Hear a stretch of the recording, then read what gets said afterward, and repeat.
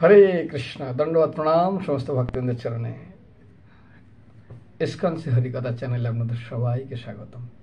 এখন শুনবেন ষড়াগত ভক্তপথে এমন একজন ভক্ত যিনি জগন্নাথপুরীতে বাস করতেন। জগন্নাথপুরী থেকে 10 কিলোমিটার দূরে। নাম হলো রঘু। এই রঘু কেবল তিনি জাতিতে ছিলেন ধীবর। ধীবর মানে জানেন, জেলে। তার জীবিকা ছিল মাছ ধরে তাদের পরিবার চালানো। বাড়িতে দুজন ছিল, স্ত্রী এবং তার মা। কিন্তু এ ছোটবেলা থেকে জগন্নাথের এত ভালো ভক্ত ছিল এবং তিনি গীতায় শুনেছেন, যেখানে বর্ণনা করেছে আত্মপূর্ণ সর্বং সমং পচ্যতি সর্জনা সুখবং দুঃখবং জ্যোতি সহযোগী পরম মম। অন্যের সুখ এবং দুঃখকে যে নিজের সুখ এবং দুঃখের সঙ্গে তুলনা করেন, তিনি হলেন সর্বশ্রেষ্ঠ যোগী। তো সেই জন্য ও যখন মাছ ধরতো এবং মাছ ধরতে গিয়ে ও যখন ওই মাছ ছটপট ছটপট করতো, তখন কি হতো না, ও ওই কষ্টটা দেখে খুব কষ্ট পেত। কিন্তু কি করবে, সংসার চালাতে গেলে একটাই তার কাজ, এইভাবে তাকে সংসার চালাতে হবে। অনিচ্ছার সত্ত্বেও তাকে মাছ ধরতে হতো। একবার এই করতে করতে তিনি চিন্তা করলেন, এই পাপি পেটের জন্য এই করতে হয়। বিরক্ত একবার তিনি মাছ ধরা বন্ধ করলেন।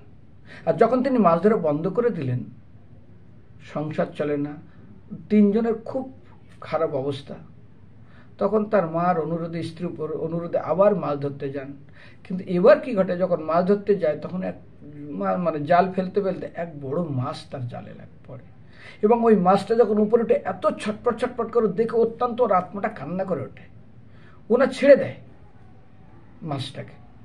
মাছটাকে ছেড়ে দিয়ে ও সোজাসুজি জগন্নাথপুরীতে চলে যায়। ওখান গিয়ে সাধন ভজন করে। এদিকে ভগবান তার শরণাগত ভক্ত তার রূপ ধরে রঘুর গৃহে চলে এসছেন এবং এই রঘুর মা এবং তার স্ত্রী ভগবানের সঙ্গ প্রভাবে তাদের হৃদয় পবিত্র হলো। তো একদিন ভগবান বললেন রঘু কেবটের মাকে এবং স্ত্রী, চলো আমরা একটু জগন্নাথপুরী যাই। তো বলে, তুমি নিয়ে যাবে? আর ঘোরার কথা, আর গরিব মানুষ, চলো, বেশি দূর তো না। ওরা হেঁটে হেঁটে যাত্রা শুরু করলো।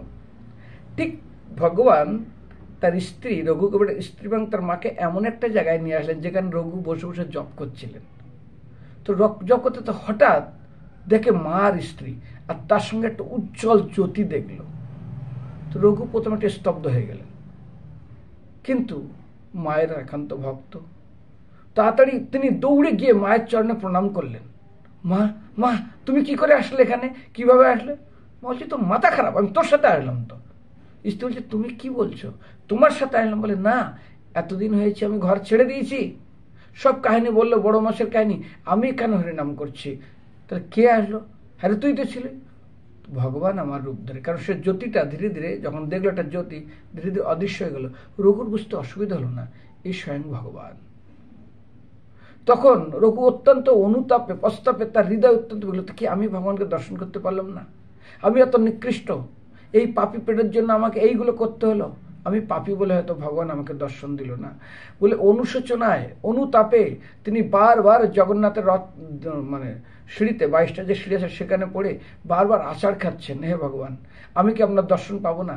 আচার খেতে খেতে বারবার অনুতাপে তার চোখ দিয়ে ঝরঝর করে জল পড়ছে। এই করতে করতে একসময় রঘু অত্যন্ত ক্লান্ত, যে সে দাঁড়ানোর ক্ষমতা হয় না, তিনি বারবার ভগবানকে এইভাবে দণ্ডবত প্রণাম করছেন, আচার খাচ্ছেন তার বিরহে। এই করতে করতে রঘু অচৈতন্য হয়ে যায়। সঙ্গে সঙ্গে বৈকুণ্ঠ থেকে রথ আসে এবং শঙ্খচক্র গদা পদ্মধারী ভগবান তাদের এই 3 জনকেই রথে করে নিয়ে তার ধামে নিয়ে যান। বিশেষ করে আমিষাহারকে কেন্দ্র করে শ্রীমদ্ ভাগবতমে 11 স্কন্ধের 5ম অধ্যায়ের 15 নম্বর শ্লোকে আমরা দেখবেন, দিশন্ত পরকায়েষু স আত্মানম হরিশ্বরঃ মৃত্যুকে স অনুবন্ধে অস্মিন বন্ধ স্নাপতন্তধ। অর্থাৎ স্ত্রী পুত্রাদি যুক্ত সবতুল্য নিজের দেহের প্রতি আসক্ত মানুষরা পরদেহে স্থিত জীবাত্মার প্রতি হিংসা পরায়ণ হন। তারা শ্রীহরির প্রতি বিদ্বেষ করে এবং তারা অবশ্যই নরকে গমন করে। সেই জন্য আত্ম উপয়ন সর্বং সর্বত্র সম্পর্চিতা সুখবং দুঃখবং যদি সহযোগী পরামর্শ, যদি অন্যের সুখ দুঃখকে নিজের সুখ দুঃখের সঙ্গে সমান মনে করা হয়, তার থেকে শ্রেষ্ঠ হয় না। এমনকি মৃত্যুর পরে আমাদের বাংলায় প্রচলিত আছে না, মৃত্যুর পরে তারা আমিষ অর্পণ করে না। সেখানে বর্ণনা হয়েছে স্কন্ধ পুরাণে, जो न ददात हरेर भक्तुम पितृणम श्रद्ध कर्मणि अश्नति पितरस्तस्य बिन मूत्र शतम द्विजः। হে দ্বিজগণ, যে ব্যক্তি, ভগবান শিব বলছেন, যে ব্যক্তিগণ পিতৃপুরুষদের শ্রাদ্ধের কার্যে ভগবান শ্রীহরির মহাপ্রসাদ প্রদান করেন না এবং তারা আমিষ জাতীয় বস্তু তারা প্রদান করেন, সেই পুরুষদের তাদের জন্য অখাদ্য আদি তাদেরকে গ্রহণ করতে বাধ্য করতে হয়। সেই জন্য আজ দেখবেন ভগবদ্গীতায় ভগবান নবম অধ্যায় 32 নম্বর শ্লোকে বলছেন, স্ত্রী বৈশ্য তথা শূদ্রস্তপি জানতি পরম গুপ্তি। তার আগে মাহিপাত্য ব্যাপর্চিত যেওপি সুপাপজনীয়, এই পাপ জেনে যারা জন্মের থেকে পাপ করে, যেমন ব্যাদ, যেমন ধীবর, এরাও যদি স্ত্রী শুদ্ধ, এরা যদি এমনকি শূদ্র স্ত্রী জাতি, এরাও যদি ভগবানের শরণাপন্ন হয়, তারাও পরম গতি লাভ করবে। আজ রঘু কেবট তিনি এই সমস্ত গীতার কথা শুনে তার হৃদয়ের ভিতরে এমন এক দৃঢ় বিশ্বাসে শুরু হল, আমি যদি ভগবানকে সত্যি শরণাগত হই, ভগবান আমাকে রক্ষা করবে। সেই জন্য হে পাত্র, যারা আমাকে বিশেষভাবে আশ্রয় করে, তারা যদি স্ত্রী হয়, বৈশ্য হয়, শূদ্র হয়, নিচু থেকে নিচু জাতি হলেও, এমনকি মাঙ্গবত্ব ব্যাপারচ্ছিত যেও পাপজনীয়, অর্থাৎ অত্যন্ত নিকৃষ্ট পরিবারে জন্মগ্রহণ করে, স্ত্রী বৈশ্য তথা শূদ্রস্তপি জানতি পরম গতি, অবশ্যই তারা আমার কাছে ফিরে আসবে। হরে কৃষ্ণ।